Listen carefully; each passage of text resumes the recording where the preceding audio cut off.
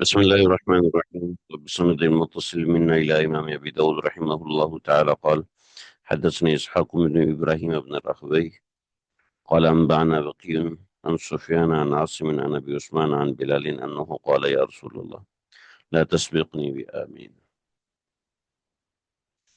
اس حدیث سے آج ہم اپنا سبق شروع کر رہے ہیں. یہ حدیث ہم نے تھوڑی سی پڑھی تھی، لیکن چونکہ میں اس کے حوالے سے کچھ بات نہیں کر سکا، اس لیے اس حدیث کو آج ہم یہاں دوبارہ ڈسکس کر رہے ہیں.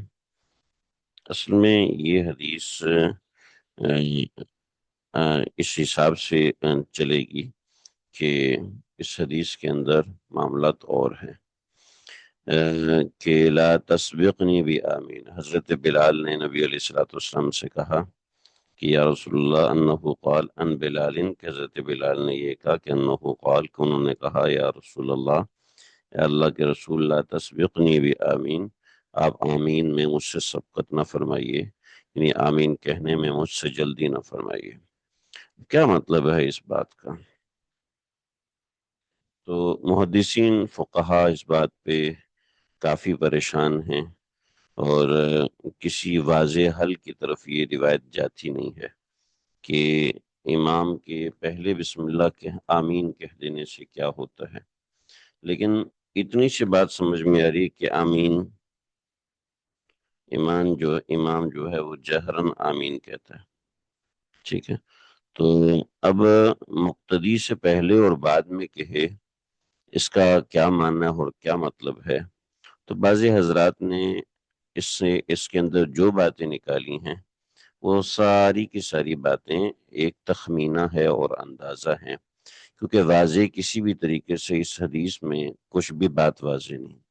دوسرا، ابو حاتم فرماتے ہیں کہ یہ روایت مرفوع ہے ہی نہیں، بلکہ یہ روایت ایسی ہے کہ یہ جملہ حضرت ابو ہریرہ کا تھا، اور حضرت ابو ہریرہ نے یہ بات بتائی، یہ بات کہی کہ یا رسول اللہ تسبقنی بھی آمین، آمین میں مجھ سے آگے نہ جایا کریں.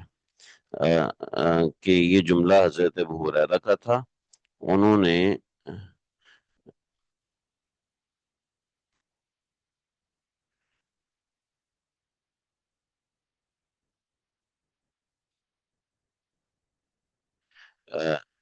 یہ جملہ حضرت ابو ہریرہ کا تھا، اور انہوں نے یہ جملہ یا رسول اللہ کے ساتھ نہیں کہا تھا، بلکہ بحرین میں یہ نماز پڑھا کرتے تھے، تو اسی مسجد میں یہ اذان بھی دیا کرتے تھے حضرت ابو ہریرہ. تو وہاں پر جو امام تھے وہ علا بن الحضرمی تھے. جی، اس سند کی بات نہیں کر رہا، یہ اس سند کی بات میں نہیں کر رہا، یہ میں سند کی بات کر رہا ہوں مصنف ابن ابی شیبہ میں. اچھا، میں شاید یہ بتانا بھول گیا کہ چونکہ اس روایت کے اندر اضطراب بھی رہا کہ دیگر روات نے جب یہ حدیث نقل کی ہے تو وہ دوسرے طریقے سے نقل کی ہے. ٹھیک ہے، تو مصنف ابن ابی شیبہ میں یہ جملہ حضرت ابو ہریرہ نے بحرین میں جب یہ اذان دیتے تھے تو علا بن حضرمی سے کہا تھا، اور جو بہقی نے اپنی سند سے یہ روایت نقل کی ہے تو حضرت ابو ہریرہ کا یہ جملہ یہ مروان کو کہا تھا کہ لا تسبقنی بآمین. تو اس کے بہت سے مطالب ہو سکتے ہیں. ایک مطلب تو یہ ہو سکتا ہے کہ حضرت ابو ہریرہ وہ یعنی اتنا جلدی آمین کہہ دیتے ہوں کہ حضرت ابو ہریرہ نے اس بات سے ان کو روکا ہو. دوسرا یہ بھی مطلب ہو سکتا ہے کہ وہ آمین کہتے ہی نہ ہوں، تو حضرت ابو ہریرہ نے ان کو سمجھانے کے لیے یہ بات لکھی، یہ بات فرمائی ہو. تو یہ بات ہے. بقیہ جو روایت حضرت بلال سے ہے، اس حوالے سے بھی یہ یہ روایت جو ہے وہ موقوف ہے.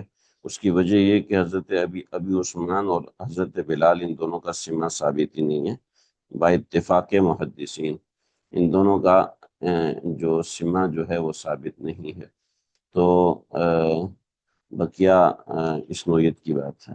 دوسری بات یہ ہے کہ ایک بات واضح طور پہ سمجھ میں آتی ہے کہ حضرت بلال رسول اللہ صلی اللہ علیہ وسلم کو یہ بات کہیں، یہ بات تھوڑی سی ماوراء العقل ہے، کہ ایسا عموماً کبھی کسی روایت میں ہوتا ہوا نظر نہیں آیا کہ کسی صحابی نے رسول اللہ صلی اللہ علیہ وسلم سے کوئی ایسی بات کہی ہو۔ لیکن اگر بالفرض یہ بات حضرت بلال کی رسول اللہ سے کہنا ثابت ہے تو اس کے مختلف توجیحات ہو سکتی ہیں۔ توجیحات یہ ہو سکتی ہیں کہ حضرت بلال دونوں، کن دونوں قسم، ابی عثمان کا حضرت بلال سے، ابی عثمان کا حضرت بلال سے سمر ثابت نہیں ہے۔ جو دیگر صحیح روایات ہیں وہ روایات حضرت ابو ہریرہ سے ہیں، مگر وہ روایت موقوفات ہیں، اور ان روایت میں یہی معاملہ ہے کہ انہو قال لعلی ابن حضرمی انہو قال لمروان، انہوں نے علی ابن حضرمی سے کہا تھا اور انہوں نے مروان سے کہا تھا۔ یہ دو روایات ہیں۔ اوہو، میں نے تقریباً 3-4 دن پہلے اس روایت کو پڑھا تھا اور میں نے روایتیں نکال کے رکھی تھی، ابھی نکالوں گا تو ظاہر بات وہ نکالنا آسان نہیں ہوتا، صفحے آگے پیچھے بہت ذرا دیکھنا ہوتا ہے۔ خیر، تو اس سے زیادہ سمجھ میں آتا ہے۔ یہ جو بلال حضرت امام ابو داؤد کی روایت ہے، اس میں ابی عثمان اور بلال ان دونوں کا سماع آپس میں ثابت نہیں ہے، تو اس لیے یہ روایت جو ہے وہ منقطع ہے۔ جب منقطع روایت ہے، منقطع روایت قابل استدلال نہیں ہوتی، لیکن پھر بھی اس کی توجیحات یہ ہیں کہ حضرت بلال سکتات کے اندر فاتحہ پڑھتے ہوں گے، اور خاص طور پہ غیر المغضوب علیہم ولا الضالین کے بعد سکتہ ہے، کچھ دیر کی خاموشی ہے، تو اس خاموشی میں رسول اللہ صلی اللہ علیہ وسلم آمین فرماتے ہوں گے، تو حضرت بلال پیچھے سے فاتحہ پڑھتے ہوئے آتے ہوں گے تو یہ بات کہتے ہوں گے۔ تو یہ حضرات محدثین نے لکھا ہے کہ یہ روایت فاتحہ خلف الامام کے تحت آنی چاہیے تھی، مگر چونکہ آمین کا تذکرہ ہے تو اس وجہ سے آمین کے باب میں ذکر کر دی۔ تو یہ وہ محل استشہاد ہے بظاہر شوافے کے لیے کہ امام کے پیچھے بھی فاتحہ پڑھی جائے گی، تو اس کا جواب یہی سمجھ میں آتا ہے کہ یہ روایت مرفوع ہی نہیں، موقوف روایت ہے۔ موقوف روایت کو کس طریقے سے ترجیح حاصل ہوگی دیگر ان روایات کے اوپر جو روایت ہم نے پیچھے ذکر کی ہیں۔ تو یہ بات سمجھ میں آ گئی آپ لوگوں کو؟ اچھا، ذہن میں رکھیے گا کہ 100% سیٹسفیکشن نہیں ہوتا ہے، میرا خود نہیں ہوتا ہے، اگرچہ میں 6-7 کتابیں دیکھ چکا ہوں، 5-6 کتابیں دیکھ چکا ہوں، نہیں ہوتا سیٹسفیکشن۔ جب اس نوعیت کی اختلافی باتیں آتی ہیں تو پھر ایسا مسئلہ ہو جاتا ہے۔ تو اس بات پہ آپ پریشان نہ ہوا کریں، یہ چیزیں تو علم حدیث کا حصہ ہوتی ہیں۔ وبه قال حدثنا، لیکن ہمیں پڑھ لینا، ان احادیث سے واقفیت ہو جانا، ان احادیث سے ہمارا تعلق ہو جانا، یہ اللہ کی طرف سے بہت بڑا انعام ہوتا ہے۔ وبه قال حدثنا ولید بن عتبہ الدمشقی و محمود بن خالد، دو استاد ہیں امام ابو داؤد کے، اور آپ ذہنی طور پر تیار رہیں، جب دو استاد ہوتے ہیں تو امام ابو داؤد جہاں جہاں الفاظ کی تبدیلی ہوتی ہے وہاں وہاں الفاظ کو کی تبدیلی فرماتے رہتے ہیں۔ یہ بڑی مزیدار روایت ہے۔ قالا، ان دونوں نے فرمایا، حدثنا الفریابی عن صبیح بن محرز الحمصی قال حدثني ابو مصبح المقرائی، المقرائی کے حوالے سے ایک بات ہے انشاءاللہ وہ ہم دیکھیں گے۔ اصل میں یہ ہے مقری بروزن معطی، اور بعض نسخوں میں المقرائی ہے، ٹھیک ہے؟ تو المقری اور المقرائی یہ دونوں ہیں، دونوں علی اختلاف ہے۔ المقرائی، یہ المقرائی یہ مقرا کسی علاقے کی طرف جو کہ یمن کا مشہور شہر ہے اس کی طرف اشارہ ہے، اور المقری، المقری یا قاری المقری سے ماخوذ ہے۔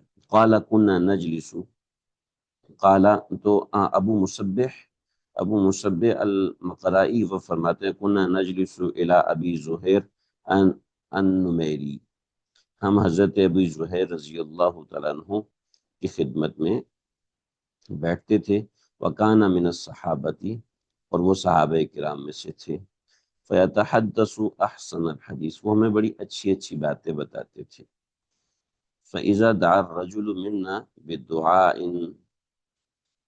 فإذا دعا الرجل منا الدعاء منا بدعاء، ہم میں سے جب بھی کوئی دعا کرتا، قالا تو فرماتے، اختمہ بآمین، اپنی دعا کو ختم کیا کرو آمین کے ساتھ۔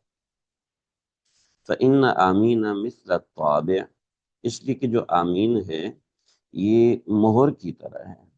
کون سی مہر؟ علی الصحیفتی، جو کسی صحیفے کے اوپر مہر ہوتی ہے، جو کسی خط کے اوپر مہر ہوتی ہے، آمین اس دعا کے بعد مہر کی طرح ہے۔ سبحان اللہ۔ قال ابو زہیر، تو ابو زہیر نے فرمایا، اخبرکم عن ذالک، اخبرکم عن ذالک، میں تم کو بتاتا ہوں اس کے بارے میں کہ یہ ختم کیسے ہوتی ہے، کہ خرج یہ مہر کیسے ہوتی ہے۔ اس کی تفصیل حضرت فرما رہے ہیں کہ خرجنا مع رسول اللہ صلی اللہ علیہ وسلم ذات لیلۃ، ایک رات ہم رسول اللہ صلی اللہ علیہ وسلم کے ساتھ نکلے، فأتینا علی رجل قد الح فی المسألۃ، تو ہم گزرے ایک شخص کے پاس سے جو کہ اپنے مسئلے پہ بڑی الہ و زاری کے ساتھ دعائیں کر رہا۔ الح الہ و زاری کے ساتھ دعا کرنا، الح الہ و زاری کے ساتھ دعا کرنا۔ میں بڑا اس جملے کو پڑھ کر نا مجھے بڑا وہ عجیب سا دل ہو گیا میرا، کہ رسول اللہ صلی اللہ علیہ وسلم موجود ہیں تو صحابی رسول اپنے گھر میں بیٹھ کے الہ و زاری کے ساتھ اللہ سے اپنے اس مسئلے کی دعا مانگ رہے ہیں۔ تو بڑا ایک غور کیا میں نے اپنے مزاج کے اوپر، اپنے حالات کے اوپر، تو بڑا ایسا ہوا کہ ہم نے الہ و زاری کے ساتھ اللہ سے مانگنا چھوڑ دیا۔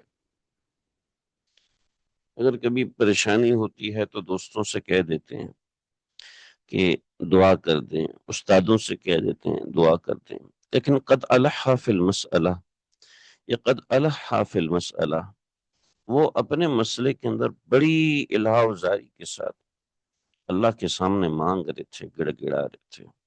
ہم بھی تقوی کے لیے اللہ کے سامنے روئیں اور اللہ سے مانگے، اللہ سے شدت طلب کو دکھائیں۔ تو فوقف النبی یستمع منہ، نبی علیہ الصلوۃ والسلام وہاں رک گئے اور اس کی دعائیں سننے لگے۔ فقال النبی صلی اللہ علیہ وسلم، تو آپ صلی اللہ علیہ وسلم نے فرمایا، اوجب ان ختم، اگر اس کو مہر لگ جائے نا تو اس کی دعائیں قبول ہو جائیں گی۔ فقال رجل من القوم، تو ساتھیوں میں سے ایک شخص نے کہا، بأي شيء يختم، کس چیز سے اس کی دعا کو مہر لگے گی؟ فقال بآمین، آپ نے فرمایا آمین سے مہر لگے گی۔ فإنه ان ختم بآمین فقد اوجب، اس لیے کہ اگر فإنه اس لیے کہ وہ اگر ختم کرے گا دعا کو آمین کے ساتھ، فقد اوجب، تو اس کی دعا قبول ہو جائے گی۔ تو فانصرف الرجل الذي سأل النبي صلی اللہ علیہ وسلم، تو فانصرف الرجل الذي سأل النبي صلی اللہ علیہ وسلم، تو وہ شخص، فقال رجل من القوم، یہ جو شخص تھا نا اس کے بارے میں، فانصرف الرجل الذي سأل النبي صلی اللہ علیہ وسلم قوم، تو وہ شخص مڑا جس نے نبی علیہ الصلوۃ والسلام سے سوال کیا تھا۔ فأتى الرجل، اور دوسرے شخص کے پاس آیا، فقال اختم یا فلان، جو الہ و زاری کر رہا تھا نا، اختم یا فلان بآمین و ابشر، اے شخص جو تم دعا مانگ رہے تھے الہ و زاری کے ساتھ، قد الح فی المسئلہ، جو یہ کر رہا تھا نا، کہ ابشر، آمین کے ساتھ ختم کر اور تجھے بشارت ہو۔ وہذا لفظ محمود، یہ محمود کے الفاظ ہیں، یعنی اوپر ایک تو ولید ابن عتبہ ہیں اور ایک محمود ابن خالد ہیں، تو یہ محمود ابن خالد کے الفاظ ہیں۔ قال ابدول المقراء قبیلۃ من حمیر، فرماتے ہیں کہ المقراء یہ حمیر کا ایک قبیلہ ہے۔ دیکھیے آمین کی کتنی اہمیت ہے۔ آمین کی حیثیت یہ ہے کہ میں دعا کہوں آپ آمین کہیں، آپ دعا کہیں میں آمین کہوں، یا میں خود دعا کروں اور میں خود ہی آمین کہوں، یہ سب چیزیں اس طرح ہیں۔ لہٰذا نبی علیہ الصلوۃ والسلام کی یہ تعلیم آپ صلی اللہ علیہ وسلم کی یہ تعلیم بالکل بجا اور درست ہے، بڑی اہمیت کی حامل ہے۔ ہم کون ہوتے ہیں یہ کہنے والے بجا اور درست ہے، اہمیت کی حامل ہے کہ بڑی ضرورت ہے کہ اس بات کو ذہن میں رہے کہ دعا کے بعد آمین کہا جائے، چاہے تنہائی میں دعا کی جائے چاہے اجتماع میں دعا کی جائے۔ ہمارا یہ ہوتا ہے کہ ہم جب اجتماع میں دعا کرتے ہیں پھر تو آمین ہوتی ہے، مگر جب انفرادی دعا کرتے ہیں تو پھر وہ آمین وغیرہ کا اہتمام نہیں ہوتا۔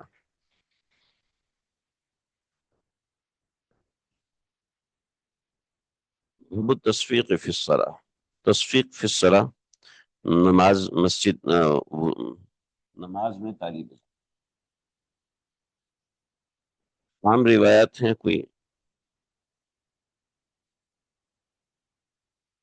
محمود کے الفاظ، محمود کے الفاظ یعنی اوپر جو دو استاد ہیں تو یہ الفاظ محمود کے ہیں۔ حاضر لفظ محمود، محمود کے الفاظ ہیں، الفاظ محمود ہیں نہیں، محمود کے الفاظ ہیں، یعنی اوپر جو دو استاد ذکر ہیں ان میں سے یہ محمود ہے۔ باب التصفیق فی الصلاۃ، نماز میں تالی بجانا۔ جب امام بھول جائے تو امام کو منتبہ کرنے کے لیے مرد جو ہے وہ تسبیح پڑھیں گے اور عورت جو ہے وہ تالی بجائیں گے۔ تالی بجانے میں دو چیزیں ہیں، ایک تالی بجانا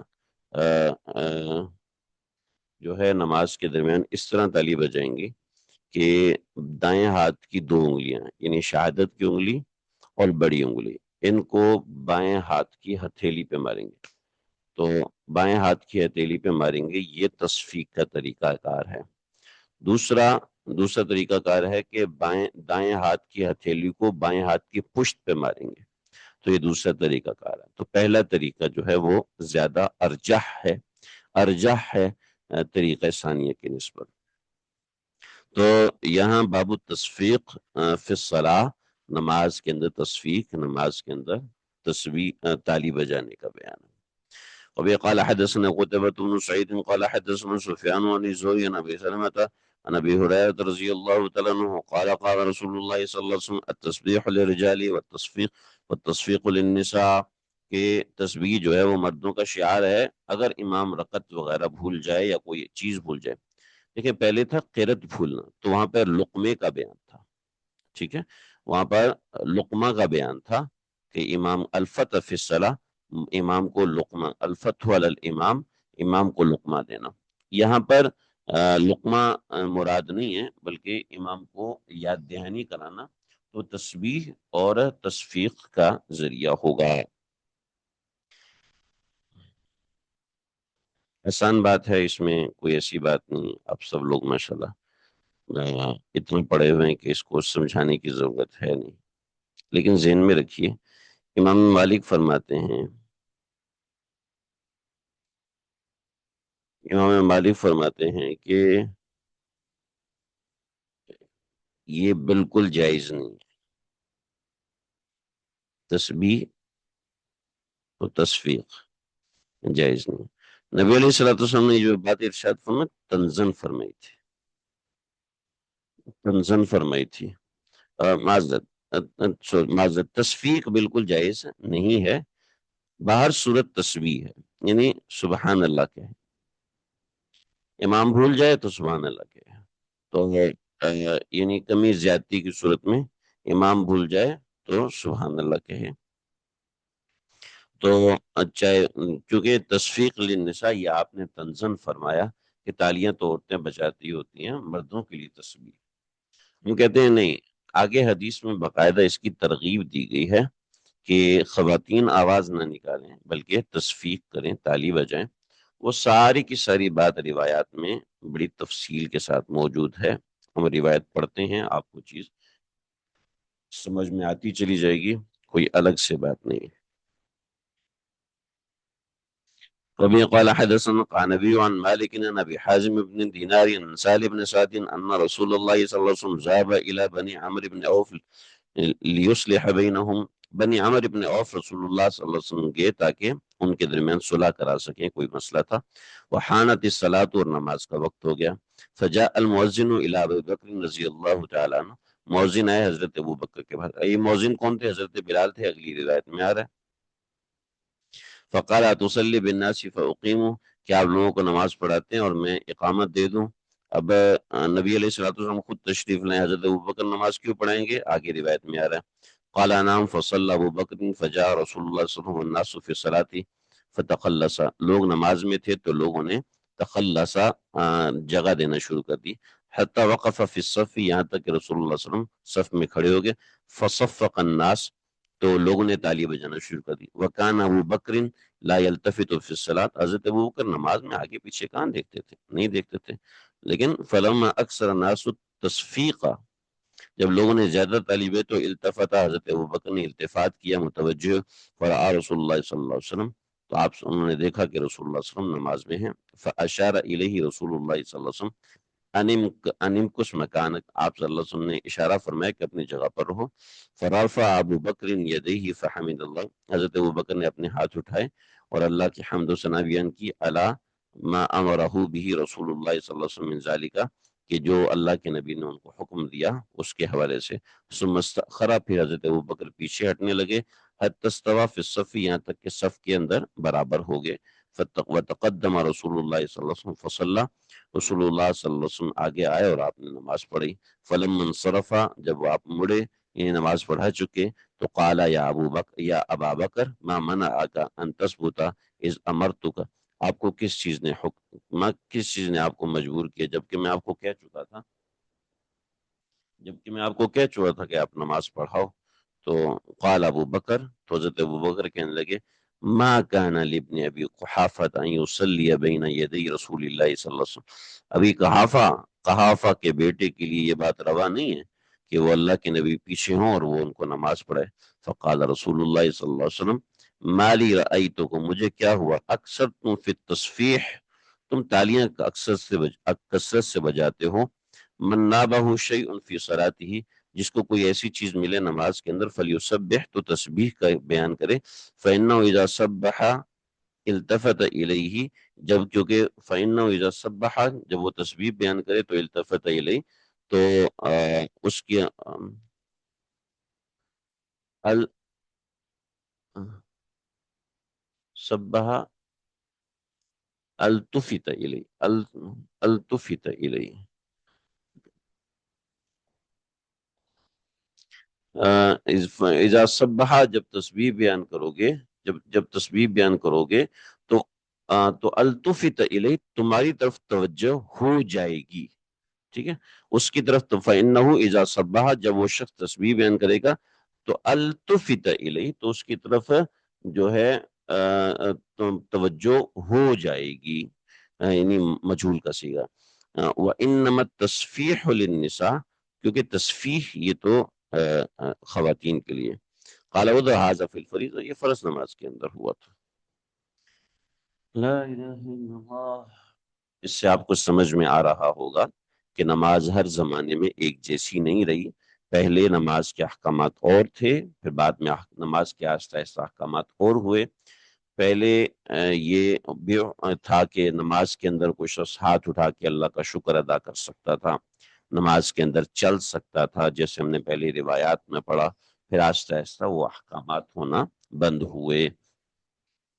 تو کوئی بھی آپ سے کہتے ہیں کہ دیکھو حضرت ابوبکر نے نماز کے اندر ہاتھ اٹھا کے اللہ تعالیٰ سے دعا کی، شکر ادا کیا، یہ سب چیزیں ہیں، تو ظاہری بات ہے یہ کوئی حتمی فیصلہ نہیں ہے کہ یہ کوئی آخری نماز تھی، ٹھیک ہے، اس کے بعد ممکن ہے نماز میں ایسی تبدیلیاں آئی ہوں، جو جیسا کہ ہم پہلے روایت پڑھ چکے ہیں کہ آپ صلی اللہ علیہ وسلم نے چھینک کا جواب دینے کو منع کر دیا، سوال کا جواب دینے کو منع کر دیا، ایسے اور بھی چیزیں ہیں۔ وبه قال حدثنا عمرو بن عون قال اخبرنا حماد بن زید، ہمارا مسئلہ یہ ہے کہ ہم لوگ ترجمہ پڑھ کے مفتی بن جاتے ہیں حدیث میں، لہٰذا آپ فتویٰ جاری ہماری طرف سے، تو ایسا نہیں ہونا چاہیے، ٹھیک ہے، انا جو صاحب علم ہوتے ہیں وہ ہر چیز دیکھ کے فیصلہ کرتے ہیں۔ انا ابی حازم عن سہل بن سعد قال کانا قتال بین ابی عمرو بن عوف، اب اس روایت کو یہاں پر اور تفصیل سے بیان کیا جا رہا ہے، وہ روایت آپ لوگوں کو سمجھ میں آگی نا بھائی، کانا قتال بین بنی عمرو بن عوف، بنی عمرو بن عوف کے درمیان کوئی جھگڑا تھا، فبلغ ذلك النبی صلی اللہ علیہ وسلم فأتاهم ليصلح بينهم بعد الظہر، یہاں نماز کا ذکر بھی آ گیا. زور کے بعد آپ صلی اللہ علیہ وسلم تشریف لائے تاکہ ان کا جھگڑا نپٹا سکیں.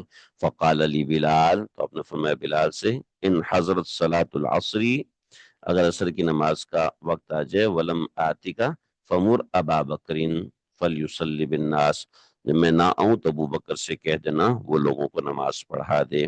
فلما حضرت العصر، عصر کا وقت آ گیا، اذن بلال، بلال نے اذان دی، ثم اقامہ، پھر اقامت کی، ثم عمر ابا بکرین فتقدم، ابو بکر کو کہا کہ تم آگے ہو جاؤ. قال فی آخرہ، پھر پوری وہی روایت ہے جو اوپر ہوگی، اذا نابکم شیء فی الصلاۃ فلیسبح الرجال ولیصفح النساء، تو تسبیح مرد کریں گے اور تالی خواتین بجائیں گی. روایت سمجھ میں آ رہی ہے جی؟ لا الہ الا اللہ. یہاں ایک اور چھوٹی سی روایت ہے. وبه قال حدثنا محمود بن خالد قال حدثنا الوليد عن عيسى بن ايوب قال قول التصفيح للنساء تضرب باصبعين من يمينها على كفها اليسرى. تضرب باصبعين دو انگلیاں مارے گی، من یمینی اپنے دائیں ہاتھ کی، على كفها اليسرى بائیں ہاتھ کی پشت پر، بائیں ہاتھ کی پشت پر مارے گی. تصفیح اسے کہتے ہیں. میں نے عرض کیا کہ تصفیح دو طرح کی ہوتی ہے. ایک تصفیح وہ ہوتی ہے کہ دائیں ہاتھ کی انگلیوں کو علی کفہا، استغفر اللہ، علی کفہا ہتھیلی، کفہا پشت نہیں ہوتا، کف کہتے ہیں ہتھیلی کو، علی کفہا الیسریٰ دائیں ہاتھ کی ہتھیلی پہ مارے گی. تو وہ تصفیح کے دو طریقے بیان کیے. یہ محمود بن خالد کی روایت ہے، حدیث نہیں ہے، ٹھیک ہے نا، ذہن میں رکھیے. محمود بن خالد جو اوپر روایت کو نقل کرنے والے. تو یہ دو باتیں یہاں پر ہیں، ان باتوں کو سمجھ لیجئے، ان حدیث کو پڑھ لیجئے. آج کا سبق یہیں تک ہے. کوشش میری ہوگی کہ ہم انشاءاللہ صبح پڑھ لیں، باب الاشارہ فی الصلاۃ کو ہم صبح پڑھ لیں، ورنہ انشاءاللہ اس کو دیکھ لیں گے. وصلی اللہ تعالی علی خیر خلقہ محمد وآلہ وصحبہ اجمعین. کوئی سوال ہوں آپ حضرات کے تو آپ لوگ سوال کر سکتے ہیں.